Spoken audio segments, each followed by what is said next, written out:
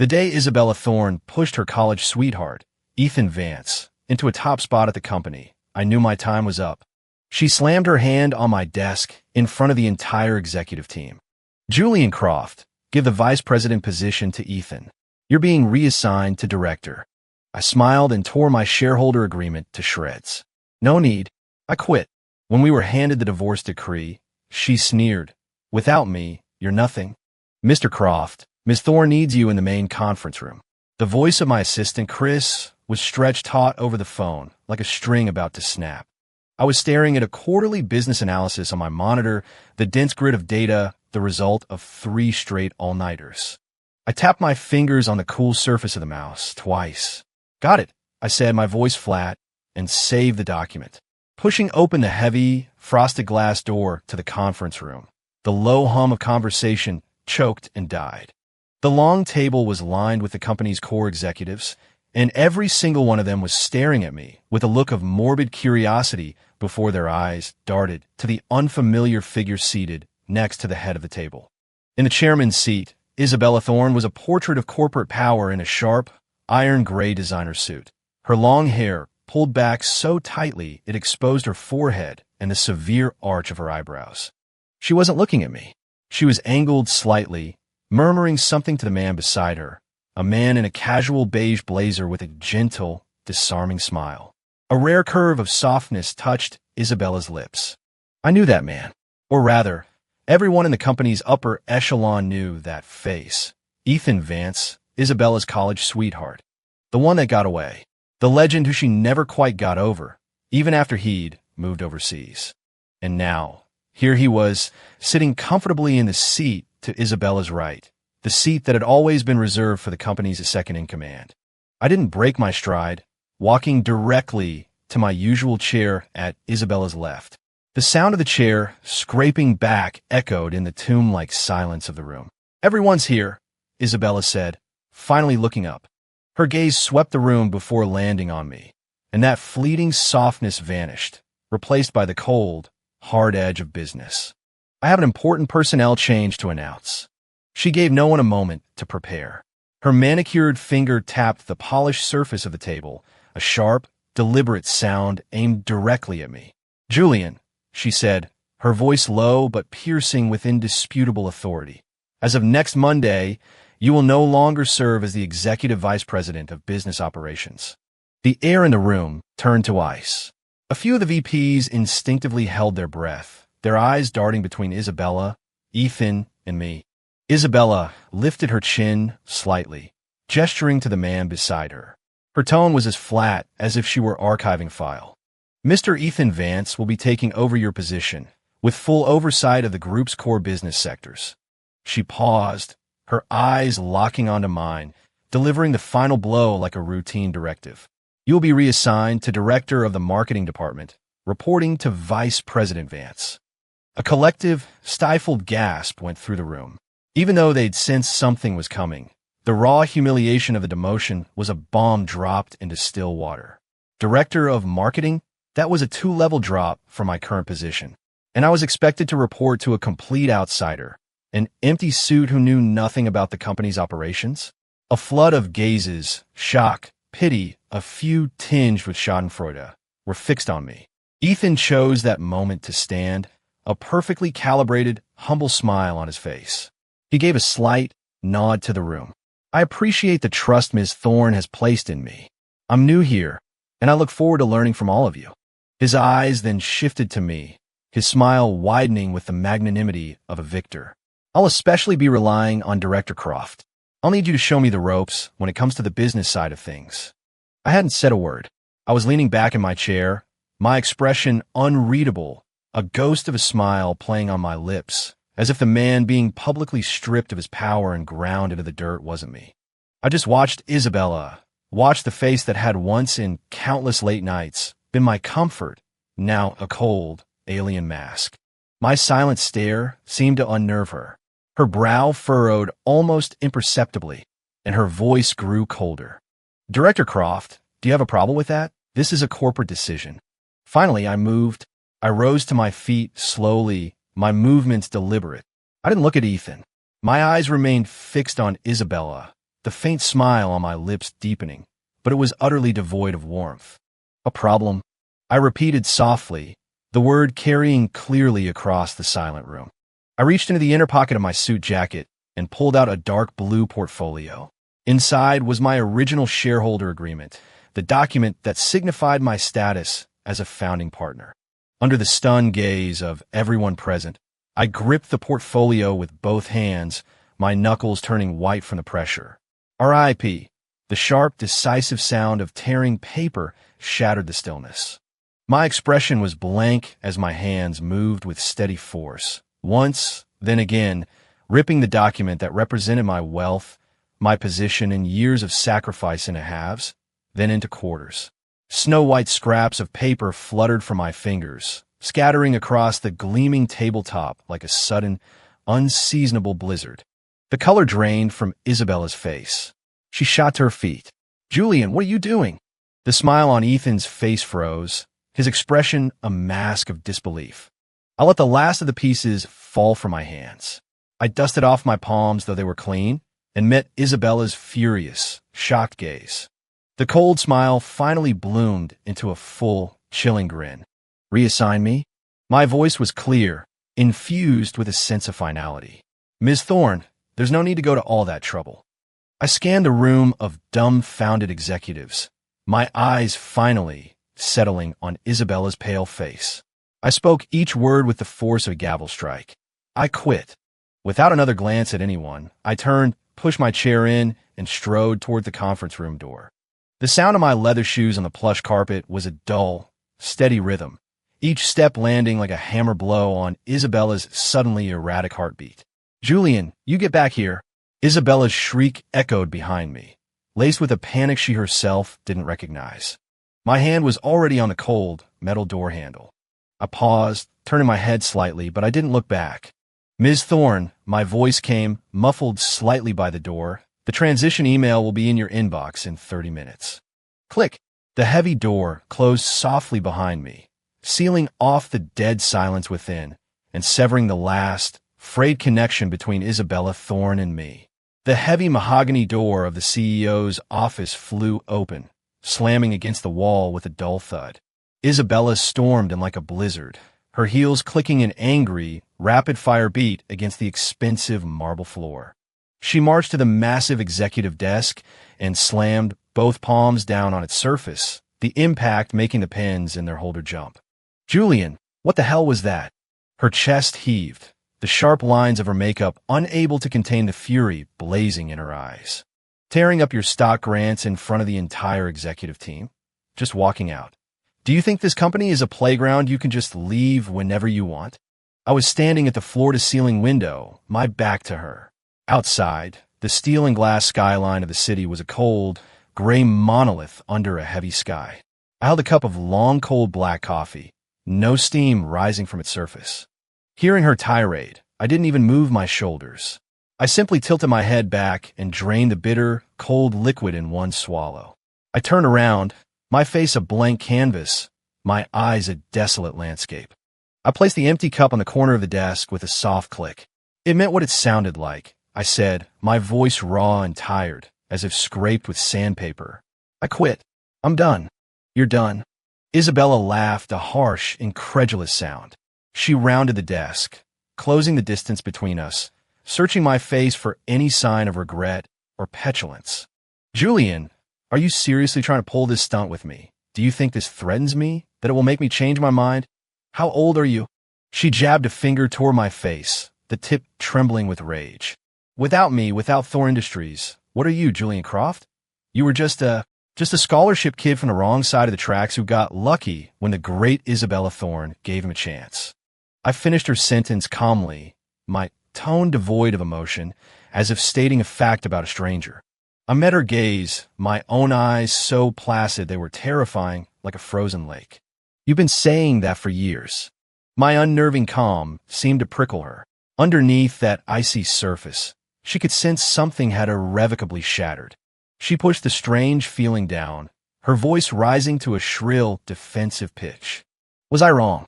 Without my family, would you have any of this? Would you be in the position you are today? And now, because of a simple reassignment, You throw a tantrum and walk out. Julian, do you have any sense of responsibility?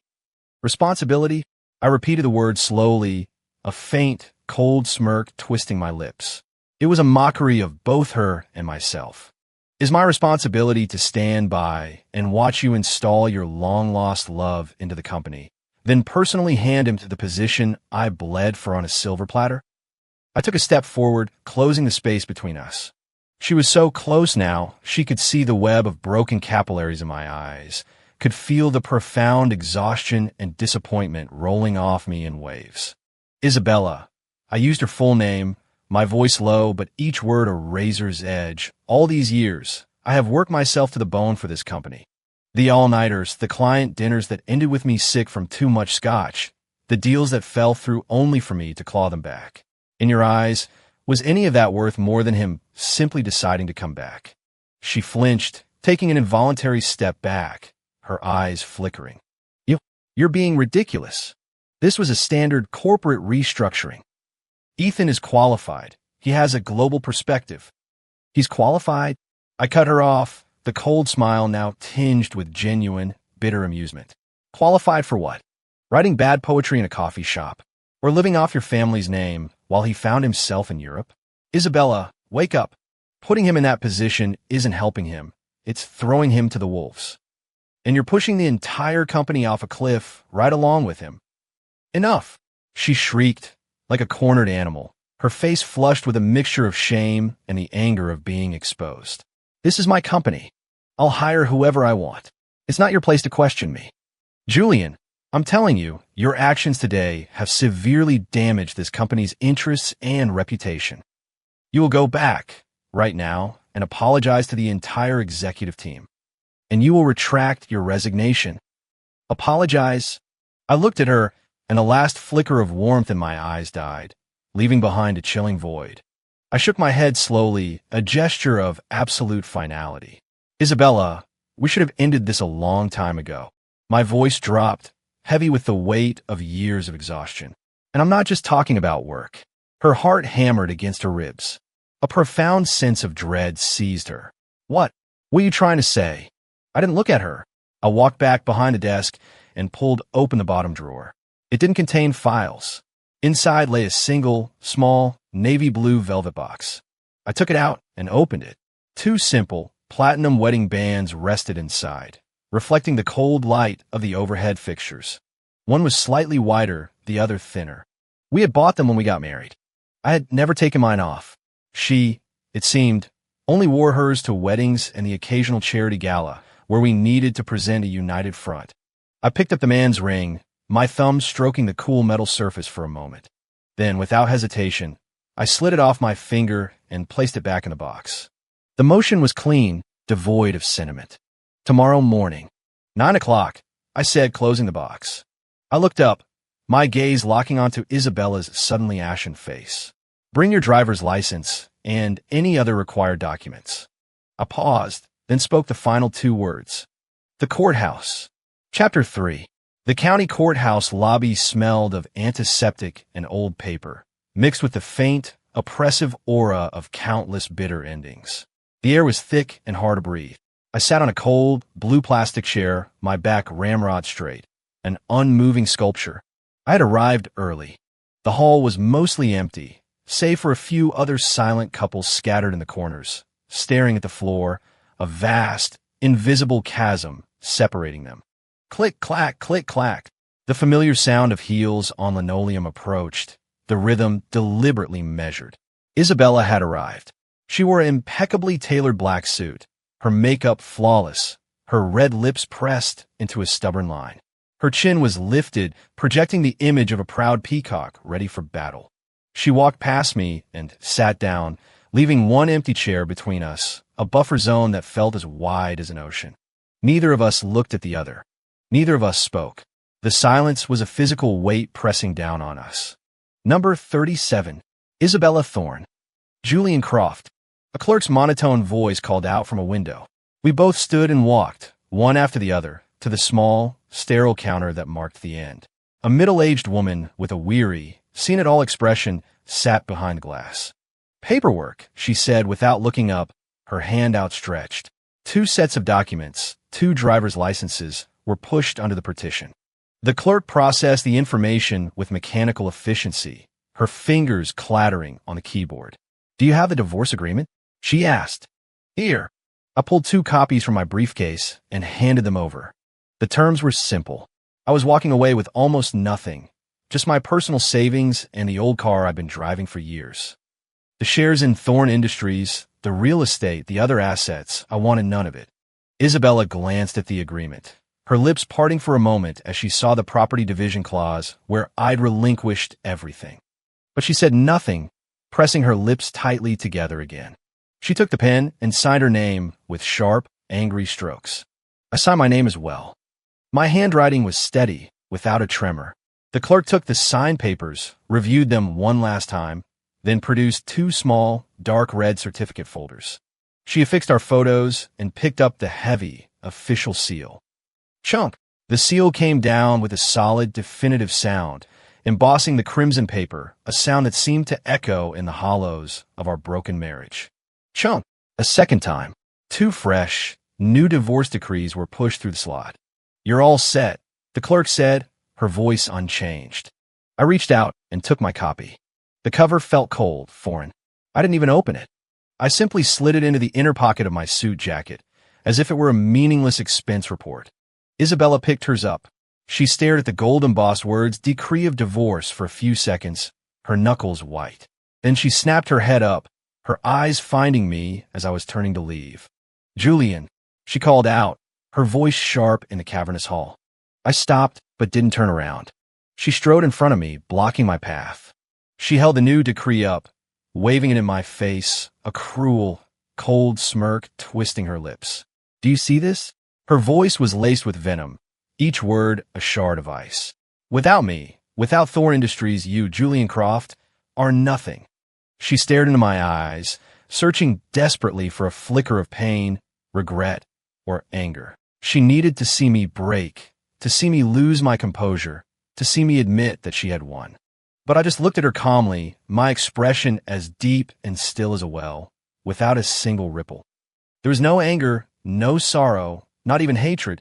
There was only a profound, soul-crushing indifference. I sidestepped her, as if she were nothing more than a column of air. "Is that so?" I asked quietly, my voice as light as the wind, but carrying an immense weight. I didn't pause. I didn't look back. I just kept walking towards the glass doors of the courthouse, doors that symbolized both an end and a liberation. Sunlight streamed in, bright and blinding. My silhouette, stark and solitary, walked steadily into the light and disappeared, never once looking back. Isabella was left standing there, her hand frozen mid-air, the ugly smirk congealing on her face like a cheap mask. She watched the unhesitating figure vanish into the sunlight, and a sudden, overwhelming wave of ice-cold panic washed over her, so intense it nearly buckled her knees. The little red folder in her hand suddenly felt like it was burning her skin. Chapter 4. Thorn Industries, top floor, CEO's office. Beyond the massive windows, the city was coming alive with light, a glittering tapestry of neon that sketched out a prosperous skyline. But the atmosphere inside the office was a stark, suffocating contrast. Isabella threw a financial report onto the expansive mahogany desk with a violent slap. Pages scattered, revealing a sea of glaring red numbers indicating massive losses. What in God's name is this quarterly report? She shot up from her chair, her hands braced on the desk as she leaned forward like a cornered lioness, her sharp gaze sweeping over the department heads standing before her. "Can someone explain to me why profits in our core business sector have fallen off a cliff by 30%? Why?" The director of marketing, a balding, middle-aged man, was sweating profusely. He wiped his brow, his voice trembling. "Ms. Thorne, it's mainly a few of our key accounts. The ones that Mr. Croft personally managed. He had deep relationships with them. Since he left and Mr. Vance took over, we tried to reach out, but they've been cold. Some have terminated their renewal negotiations altogether." "Client relations?" Isabella scoffed, as if it were the most ridiculous excuse she'd ever heard. She slammed her fist on the desk again. You're telling me our client relations depend on one man who doesn't even work here anymore. What is the marketing department for? And where is Vice President Vance? Isn't he in charge of the core business? What is he doing? Her sharp glare landed on Ethan Vance, who stood to the side, his face pale. Ethan flinched at being called out. He quickly composed himself, forcing his usual gentle smile. Isabella, don't worry. Market fluctuations are normal. I've personally visited those clients. It might just take some time to build a new rapport. Rest assured, I'm already developing a new marketing strategy. We'll stabilize the situation soon. Soon? How soon? Isabella cut him off without a shred of courtesy, her eyes like daggers. Ethan, I put you in this position to get results. Not to hear the word soon. I want outcomes. I want real performance, not empty promises. She pointed a trembling finger at the damning report on her desk. Look at these numbers. Just look at them. Is this the best you could do after 3 months? Is this your global perspective and qualification? The smile finally slid off Ethan's face, leaving a stiff, humiliated expression. Isabella, let me explain. The situation is more complex than we thought. Complex. Isabella's laugh was cold and sharp. Or maybe some people aren't qualified and make simple things complex. She ignored him, her gaze sweeping over the others. I don't care how you do it. By next month, I want to see these numbers turning around. If not, all of you, including you, Vice President Vance, can pack your bags and get out. Meeting adjourned. The executives scurried out of the room as if they'd been granted a pardon, their heads down, their footsteps quick, terrified of being incinerated by her rage. Soon, only Isabella and a stone-faced Ethan remained. Isabella, you were a little. Ethan began, trying to soften the mood. Get out, she said, her back to him, her voice a cold, weary whisper. I want to be alone. Ethan opened his mouth, then closed it. He gave her rigid back a complicated look and quietly let himself out. The door clicked shut. The office was plunged into a dead silence. Isabella collapsed into her large leather chair as if all her bones had dissolved. She covered her face with her hands, the coolness of her fingers a stark contrast to her burning skin. Her body began to tremble uncontrollably. The last 3 months had been a waking nightmare. The indifferent, almost placid look in Julian's eyes as he left had become a thorn lodged deep in her heart. She had expected him to come crawling back, to regret his decision, to apologize as he had after so many of their arguments. She had even rehearsed how she would magnanimously forgive him and allow him to return. But he never came. He vanished completely, like a drop of water evaporating into thin air, leaving behind nothing but a rudderless company, beginning to list dangerously. And Ethan, Isabella closed her eyes in agony.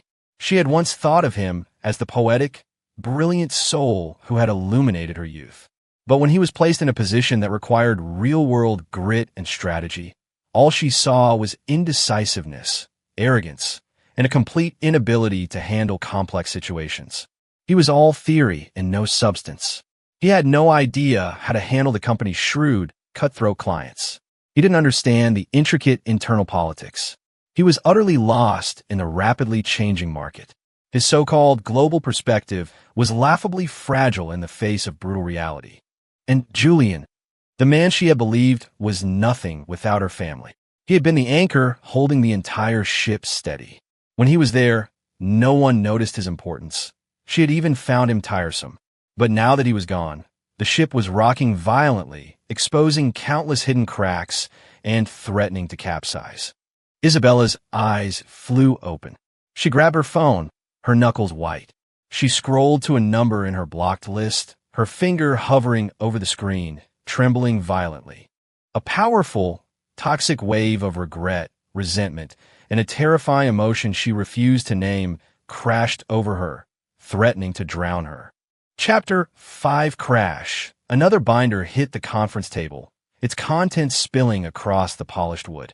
Useless. All of you are useless. Isabella's roar filled the room.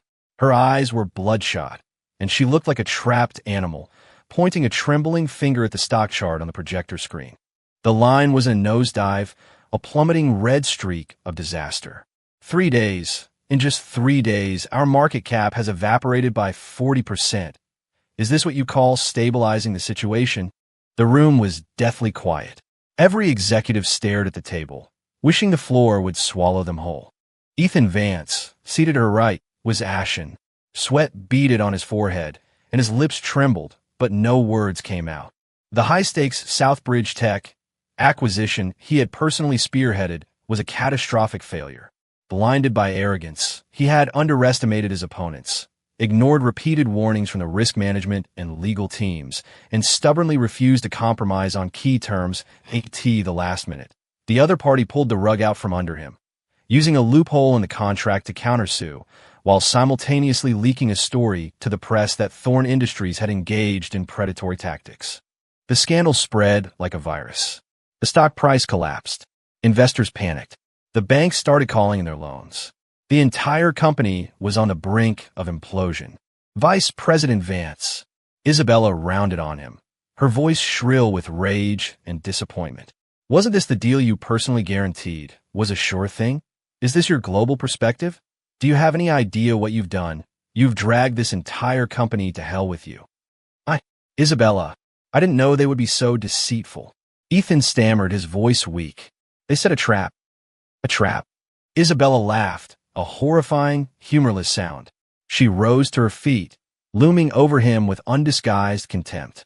Business is war. Haven't you ever heard that all's fair? Or were you too busy writing poetry to learn how the real world works? They played you for a fool, and now the rest of us have to pay the price. Ethan was so thoroughly humiliated he looked as if he might faint. Get out! Isabella pointed to the door, her voice a ragged, exhausted hiss. All of you get out now. The executives fled. Ethan stumbled to his feet and staggered out of the room, a picture of utter defeat. Isabella was left alone. She collapsed back in her chair as if her bones had turned to dust. The piercing green line on the projector screen, still ticking downward, felt like a venomous snake coiling around her heart, squeezing tighter and tighter. It's over. The words hammered in her mind. The banks would show no mercy. The shareholders would demand her head. Their competitors would feast on the carcass. The empire her father had built was going to crumble to dust in her hands. Despair, cold and absolute, finally drowned her. She covered her face, and hot tears, the tears she had held back for months, finally broke through the dam of her pride, scalding her palms. What could she do? What was left to do? One name. A name she had tried desperately to forget. A name that now surfaced with blinding clarity in her moment of ultimate desperation, slammed into her consciousness. Julian, only him. Only he had pulled the company back from the brink before. Only he understood the labyrinth of its politics and clients. The thought, once formed, grew like a wildfire, incinerating her pride. Like a drowning woman grasping for a piece of driftwood, she shot to her feet. Forgetting to even wipe the tears from her face, she snatched her car keys from the table and ran. Sometime during the meeting, a torrential downpour had started. Rain hammered against the windshield of her sports car, the wipers on their highest setting barely able to keep up. She floored the accelerator, the car hydroplaning on the slick asphalt. Her mind was a maelstrom of panic, with only one clear, desperate thought. Find Julian. Beg him to come back. She didn't know where he lived. After the divorce, he had simply vanished. Working on a vague memory and a sliver of hope, she drove to the upscale neighborhood where they had once lived, the place he had moved out of. She remembered him mentioning he had rented a small apartment nearby. Drenched and shivering, her expensive suit plastered to her skin, she abandoned her car and ran into the building, her heels sinking into the soaked carpet. She found the apartment number she vaguely remembered. Bang, bang, bang. She pounded on the dark, heavy door with all her strength, the cold metal stinging her fists. Julian, open the door. Julian, I know you're in there. Open up. Her voice was a ragged, sobbing mess, swallowed by the roar of the storm outside. Silence from within. Julian, please, open the door. The company is in trouble, Ethan. He screwed up the Southbridge deal. The stock has crashed. The banks are calling in our loans. The company is going to die, she cried, her words tumbling out in a desperate, incoherent torrent. She pressed her forehead against the cold door, her body shaking from cold and fear. You're the only one who can save it. Julian, I was wrong. I was so wrong. Please. Please help me. Help Thorn. Her voice trailed off into a pathetic, broken plea, a sound of utter degradation she never thought she would make. Click. The deadbolt turned. Isabella's heart leaped. He's opening it. He still cares. The door opened a crack. The main lights were off inside, but a dim, yellow lamp in the entryway cast a tall, imposing shadow. Julian stood there in a simple gray sweatsuit, his face unreadable, his eyes as cold and deep as a frozen lake, watching her. That look was colder than the rain, soaking her to the bone. Isabella lunged forward, trying to squeeze through the opening. Julian, Ms. Thorn. Julian's voice, low and flat, cut through her hopes like a shard of glass. He stood firm, his hand braced on the doorframe, making it clear she was not welcome inside. His gaze traveled slowly, clinically, from her drenched hair, over her pale, terrified face, and finally settled on her left hand, which was gripping the doorframe so tightly her knuckles were white. On her ring finger, a simple platinum band reflected the dim, mocking light. Julian's eyes lingered on that ring for 2 long seconds. Then he looked back at her face, a canvas of tears, rain, and desperation. A slow, cold smile spread across his lips, a smile devoid of warmth, filled only with infinite mockery. Now, he said, his voice terrifyingly calm, you are the one who is nothing. As the words landed, he shoved the door. Slam. The heavy door slammed shut with a deafening, final boom, a fraction of an inch from her face, its force a physical blow. It extinguished the sliver of yellow light from within and, with it, the last of her hope. Her world was reduced to the oppressive darkness of the hallway and the relentless, roaring sound of the rain. Chapter 6. The heavy door sealed off the world, muffling the desperate cries and the sound of the storm. Inside, Julian leaned against the cool metal, the dim light of the entryway, casting his face in shadow. The ghost of her pleas, the sight of that ring. It was a delayed poison, 1,000 tiny needles of the pain he thought he had buried. He closed his eyes. When he opened them again, they were clear and still. He walked into the living room, the city lights outside blurred by the rain-streaked windows. His phone vibrated. The screen read, Ryan. His best friend from college, the only one who knew what he'd been doing since he left Thorn Industries. Yeah. Julian's voice was hoarse. Jules, you're not going to believe this. Ryan's voice was electric with excitement. Coleman is in, so are Peterson and Davis. They're all ready to jump ship and come with you. And the seed money, it's in the bank. We're just waiting for you to give the word. Julian's grip on the phone tightened. Coleman, Peterson, Davis. They were the top engineers at Thorn, the true brains of the operation, all of whom had been sidelined and demoralized by Ethan Vance's incompetent leadership. For the past 3 months, Julian hadn't vanished. He had been working in the shadows, leveraging every bit of goodwill and every contact he had ever made, weaving a new web. Good, he said, the single word carrying the weight of a final, irrevocable decision. Tell them the first all-hands meeting for Voyager Innovations is tomorrow morning. 9 o'clock. Voyager Innovations? Ryan paused. Then his voice grew even more excited. I love it. We're setting sail, man. Let's show those blind fools at Thorn what they threw away.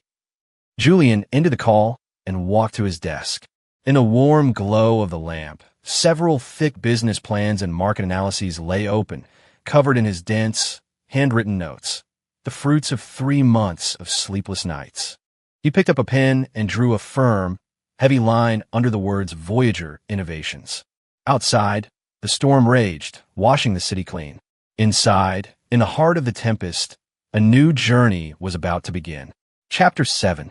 3 months later, the annual Innovate Con, the tech industry's premier event, was in full swing at the city's largest convention center.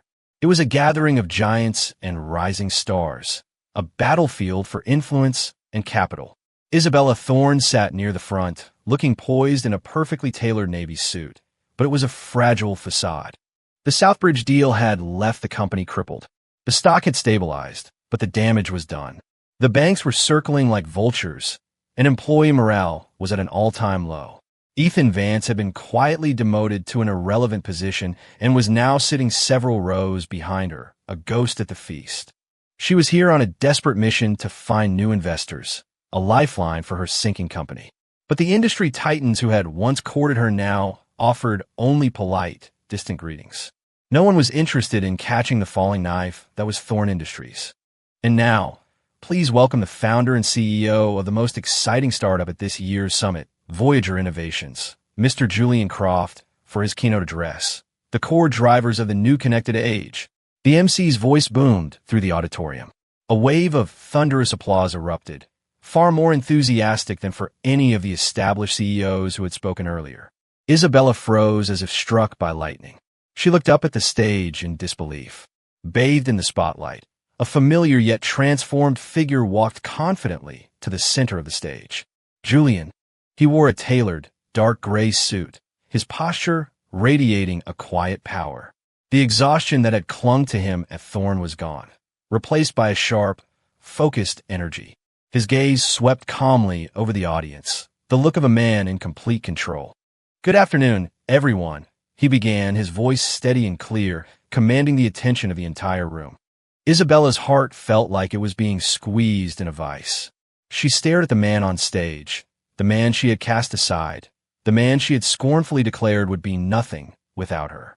And here he was, not as a failure, but as the founder of a white-hot tech company that had venture capitalists drooling. His speech was brilliant. No empty buzzwords, just sharp analysis, clear logic, and a visionary roadmap for the future. He detailed the revolutionary technology his team, her former top engineers, had developed. He articulated a business model so disruptive and compelling that the titans in the front rows were nodding in admiration, their faces alight with interest. Isabella felt sick. Every word he spoke was a slap in the face. Every round of applause was a testament to her catastrophic misjudgment. The man radiating brilliance on stage was the same man whose worth she had measured and found wanting. The speech ended with a standing ovation. As Julian walked off stage, he was immediately swarmed by investors, journalists, and competitors, all thrusting business cards at him, desperate for a moment of his time. Isabella watched the scene, her nails digging into her palms. Taking a deep breath, she stood and pushed her way through the crowd toward him. "Julian," she called out, her voice trembling slightly as she reached the edge of the circle. "Can we talk?" The crowd quieted for a moment, all eyes turning to her. Julian was shaking hands with a legendary venture capitalist. He glanced over his shoulder, his eyes landing on her. His expression was placid, the look one gives a complete stranger. He didn't say a word to her. He simply gave a polite nod to the investor he was speaking with and seamlessly resumed their conversation, turning his back on her as he did. He treated her as if she were nothing more than a gust of wind. Isabella was left standing there, frozen, the blood draining from her face. The surrounding stares, a mixture of pity, amusement, and curiosity, felt like 1,000 tiny needles. As Julian and his new admirers moved past her, he never gave her a second glance. "Excuse me, Ms. Thorne," a rival CEO said with a smirk as he squeezed past. "You're in the way." Isabella swayed on her feet. As she watched Julian's back disappear into the throng, the cold, hard reality finally crashed down on her with its full, crushing weight. The Julian who had once been hers was gone forever, so far out of reach, she couldn't touch him even if she stood on her toes. Chapter 8. The CEO's office at Thorne Industries was a tomb. The desk was buried under a mountain of default notices, legal threats, and financial reports that bled red ink. The air itself felt thick with the stench of decay. Isabella sat slumped in her chair, a hollowed-out version of her former self. Dark circles under her eyes were visible even beneath a thick layer of concealer. The Queen had been deposed. "Ms. Thorne, the bank. This is their final notice." The CFO's voice cracked. He gently placed a document with a stark red seal on her desk. "If we can't make the first $300 million payment by Monday, they're filing to freeze all corporate accounts and begin asset seizure." Isabella stared at the red seal. It looked like blood. She moved her chapped lips, but no sound came out. Every door was closed. Her father's old contacts were spent. Ethan, the man for whom she had burned down her world, was a ghost, reportedly drinking himself into oblivion. This was the end of the line. Slowly, She pulled open the bottom drawer of her desk. Inside was the small, navy blue velvet box. Her fingers trembled as she opened it. The 2 platinum bands lay inside. Her own, and the one Julian had placed back in this box on the day he asked for a divorce. She picked up his ring. The cold metal sent a shiver through her. She traced the inscription inside, their initials and a date she had once thought trivial, a date that now felt sacred. A wild, desperate, last-ditch idea began to form in the ruins of her mind. Late that night, the buzzer of Julian's penthouse apartment rang. He had just finished a video conference and was rubbing the fatigue from his eyes. He glanced at the security monitor and saw Isabella's face, pale and gaunt. Rain plastered her hair to her skull. She looked like a wraith. Julian's jaw tightened. He had no desire to see her. On the screen, she looked up at the camera, her voice coming through the speaker, raw and desperate. "Julian, please, let me in, just for 5 minutes. I have something for you." He hesitated for a moment, then buzzed her in. He wanted to see what final, pathetic card she had left to play. When he opened the door, he blocked the entrance with his body. He wore dark loungewear and radiated an aura of untouchable coldness. "What do you want, Isabella?" She stood in the hallway, dripping water onto the carpet. She looked up at him, at the cool indifference in his eyes, and her heart clenched with a pain so sharp it stole her breath. She held out her trembling hand, palm up. In the dim light of the hallway, a single platinum man's ring lay in her palm, gleaming faintly. "This." Her voice was a broken whisper. "Your ring. I kept it. I was wrong, Julian. God, I was so wrong." Tears streamed down her face, mixing with the rain. She took a tiny step forward, trying to press the ring into his hand. "Please, for the sake of what we once had, help Thorn Industries. One last time. Just once. If you come back, I'll give you anything. The company. It can all be yours. We can get married again. Please." She had abandoned her last shred of pride, groveling in the dirt for a scrap of his mercy. Julian's gaze dropped from her tear-streaked face to the ring in her hand. The world seemed to hold its breath. Finally, Julian moved. He reached out, but not for the ring. His fingers brushed against her cold, trembling wrist, and then, with a slow, deliberate pressure, he pushed her hand away. The gesture was gentle, yet it was the most definitive rejection she had ever known. "Isabella," he said, his voice low and devoid of all emotion. "Belated affection is cheaper than dirt." He leaned in, his cool breath ghosting against her ear, his voice a chilling whisper that would haunt her forever. "This ring." He paused, his gaze flicking from a platinum band to her desperate face. "And you." He delivered the final blow with chilling precision. "I find you both filthy." He straightened up, took a step back, and without another look at her, he acted. Slam. The heavy door slammed shut with a deafening finality, its verdict absolute. The platinum ring she had offered as her last hope slipped from her numb fingers. It clattered on the cold, hard floor and rolled into a dark corner, its faint light extinguished. Left alone in the hallway, the sound of a woman's soul-tearing, utterly broken sobs finally filled the empty space, a hopeless, desolate sound against the unceasing rhythm of the rain. Chapter 9. The first snow of winter fell, blanketing the city in a quiet shroud, burying the last remnants of Thorn Industries. Stark white notices from the court were plastered across the glass doors of the company's headquarters, a monument to a fallen empire. The building that was once a bustling hub of ambition now stood silent and empty. Bankruptcy, liquidation, asset auction. The headlines were merciless. The accompanying photos showed the sealed doors and Isabella's face, pale and numb, as she was swarmed by reporters. On the other side of the city, in a thriving new tech corridor, the Voyager Innovations logo was a beacon of success atop a gleaming new office tower. Inside his spacious corner office, Julian Croft stood watching the snow fall. On his desk, a stack of documents awaited his signature. On top was the agreement finalizing the acquisition of Thorn Industries' core R&D assets and patents.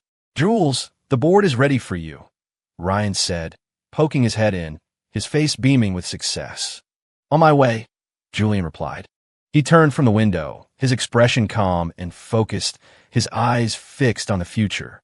As he passed the front desk, The young receptionist stopped him.